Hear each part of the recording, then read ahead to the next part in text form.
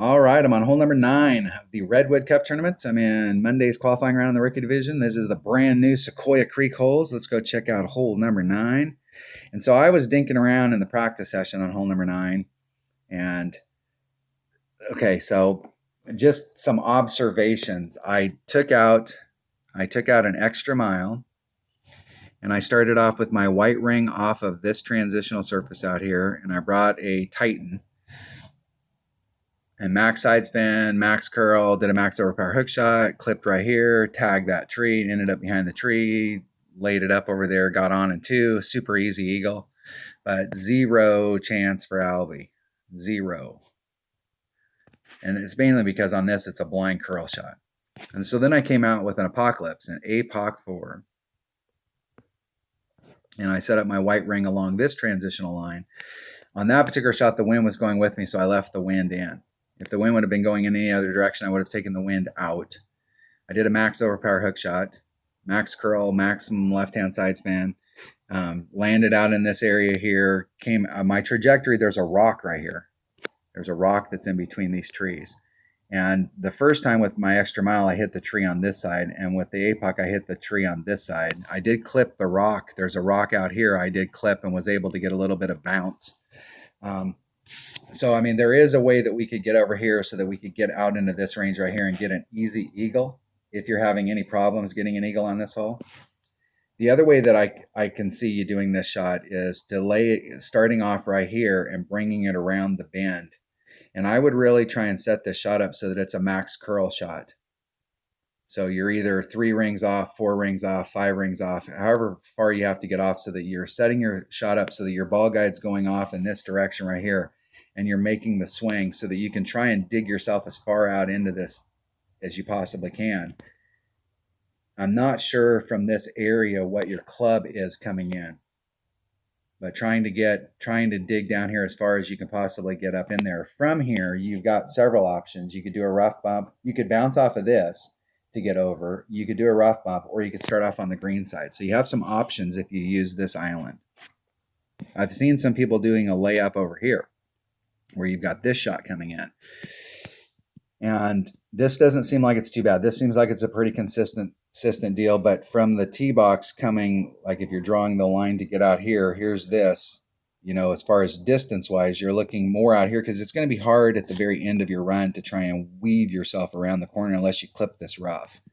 So you're probably more going to be in this distance, which means you're going to probably need a bigger wood to get up there or something that's got lots of topspin. So a sniper might get it done if you bring out a really big ball, but you're probably looking towards big dog or horizon, something that's got lots of topspin. Another shot that I saw on here was trying to bleed out and trying to get through these trees and trying to bleed out into this area. And that's actually what I'm going to try. And I'm not sure what kind of ball it'll take. I think I could catch this. If I brought out a power 3 ball and I did max overpower, I could just barely catch this area right here with my red line. And what I was trying to do was trying to bring it around like this. I'm trying to catch because it looks flat from here, but this is actually a pretty steep hill that flows down into this. And I was trying to bring it around and catch that hill and then just let it follow the terrain and just bleed out onto the tip. That was what my goal was. I ended up out here several times and I ended up in this area. But from any of these areas, even when I did the max overpower hook shot, it was very easy to get on. I mean, you had to work at it and you had 0 chance for Albie, but it was very easy to get on. So I have no idea what I'm going to do on this hole. I think consistency-wise, your best bet might be to lay it up here. But if we can get out into this front zone here, where we've got a nice clear shot coming into it, that would be awesome. But I'm not sure what ball it will take in order to get that done. So let's go look at ball here. What's up, baby? Hey, babe. On the last hole. Hole number 9.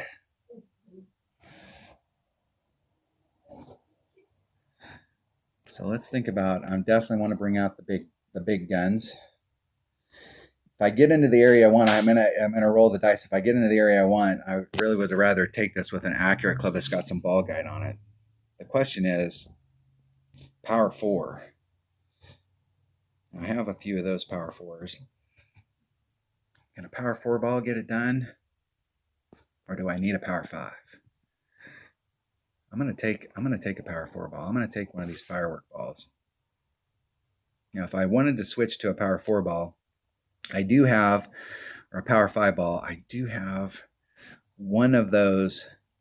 Let's take a power five ball. Let's just in for a penny, in for a pound. Let's take a power five ball and see what the deal is. I mean, that may be too much. I need a power five. I could switch to a firework ball, but this is one of those holes. I'm not sure. I got this hole a couple times, and I wanted to try the max overpower hook on it, but I only tried just like a traditional way. I did take one shot and put it up in there with a rock to try and get up in the front, and I did take this shot that I'm going to try right here a couple times, but I haven't had enough time and grade on this hole to really have a game plan. So my goal is to try and come through there and get over into the tip of this fairway right here. Man, dude, are you moving it around? Either try and come through here or I really want to come through on this side. There's a damn rock right there, but if I can come through and get in the front of that. My opponent's doing the straightforward shot with a white ball. Dude, with the wind left in there, that looks like it's going to go long. It looks like it's going to go long.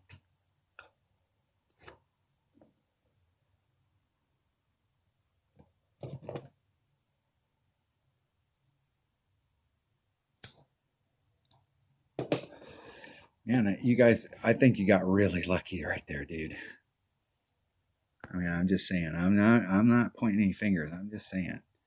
It looks like you got really lucky.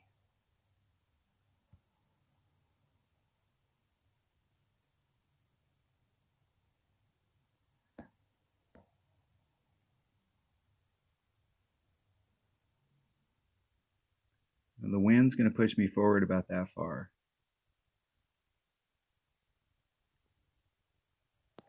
So if I don't do anything, I'm going to try that shot. Put some curl on it, just a titch of overpower. Hit it one ring great on the right.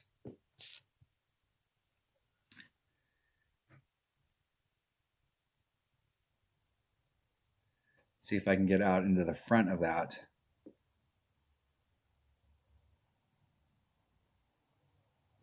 And give me that shot coming in. Now, I think if I really work that shot, you might actually be able to get over here. But it's pretty narrow with this tree coming in right there on you. How do you come in? I thought originally when I looked at it that it might be easier to get out there, but I think just kind of like getting where I'm at right there might be the spot. And I'm not sure if there's any elevation from down in that spot. Right now, the sheet that's going out there that's got elevations on it says +10, but I have no idea from where that +10 is. I think that +10 is from the top if you were trying to lay up to the left and not down here at the bottom. So I've got a pure side wind coming in. I'm in my grizzly. Where am I at? I'm right at max grizzly.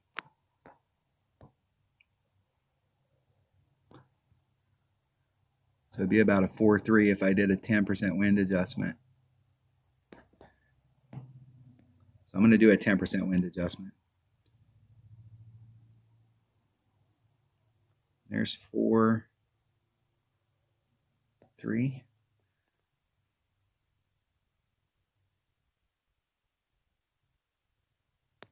Hitting it perfect. Should get a pretty good read on whether or not I needed to do an adjustment or not. Just a little bit more.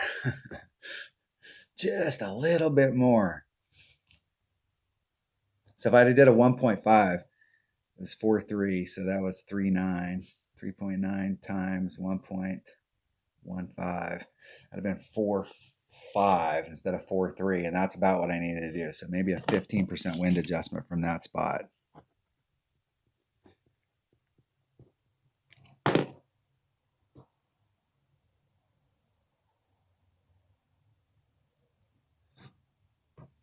Gave myself a look though.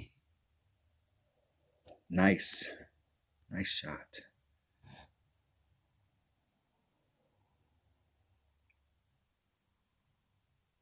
Very nice.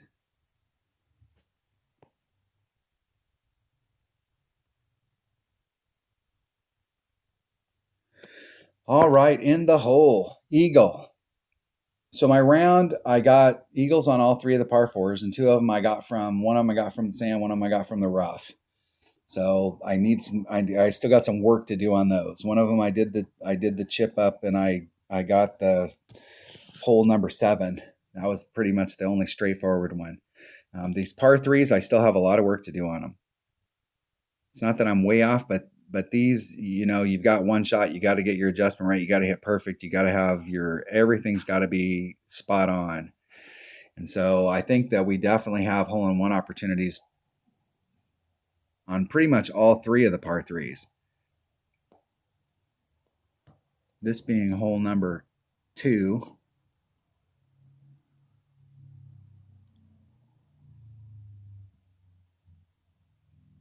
In the par fives, I see that we've got a couple pretty legitimate Albie shots. It's all going to depend on angle coming into the green, because there's a lot of movement around the green where it drops off hills, and it's really going to be like where you put yourself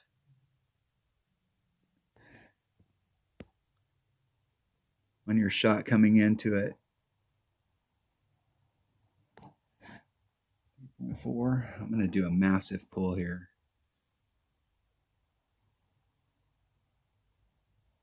If I can grab a hold of my ring set. Do a 4-7, almost 4-8.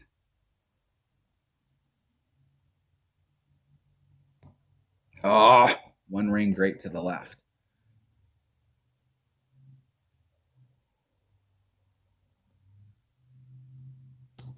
I like the speed there, though. The speed looked good. And that was with a 40% wind adjustment.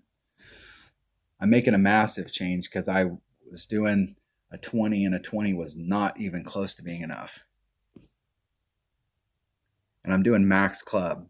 No matter where I'm at no matter where I'm at, I'm going to do max club on at least 2 of these par threes, because I want to keep it at the 1 per ring. So I may end up with a different elevation adjustment than what's going on out in the community, because I would rather stay at 1 per ring and make the math a little bit easier and just continue to work that elevation adjustment as the week goes on.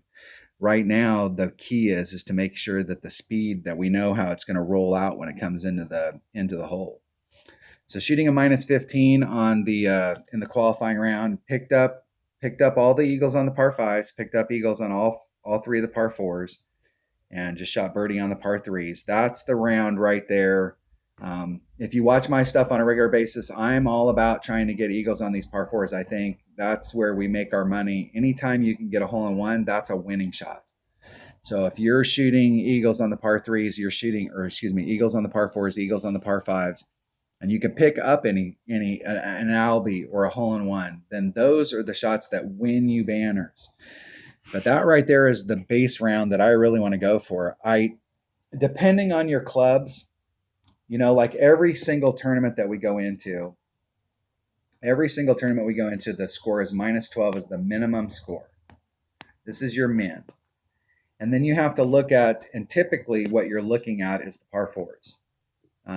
Because while there are a few holes in the game that are like super albatrossable, and there are a few par threes that are super hole-in-oneable, there's some par fours that you can get on and you're making a putt for eagle. And so usually what changes this number are par fours, not par fives and par threes. And there are 2 par fours in this round that, depending on the clubs that you have, are very eagleable, where you could literally get on and one. Hole number 1 and hole number 5. And so I think, when we look at the people that are up at the top of the brackets, we're going to see a lot of the people up at the top of the brackets that have picked up hole number 1 and hole number 5 both times. And so you're almost going to have to get one of those 2 every side, regardless of your clubs. and it's really going to be and it's really going to be ball. So you're going to have to bring out the right ball for that situation in order to enhance the clubs that you have. And that's just how it works. I mean, you can, if you're not one of those people that spends money in the game, I don't encourage you to spend money or not spend money. It's totally up to you. But Playdemic is in the ball manufacturing business, and they want you to buy balls, and they're going to set these holes up so that if you want to have increase your odds of being able to get an eagle, you're going to have to bring out a Power 5 ball. So if you think about 100 people in your bracket, there's going to be that 10 that are going to have every ball that's ever been made, and they're going to have an advantage because they're bringing out that ball. So, I mean, it almost feels like you've got to pick up hole number 1 or hole number 5, one side or the other, and that the real minimum score should be minus 13, that, like giving you the benefit of the doubt, and that you have to pick up one of those two every side, that the minimum score is going to be minus 13.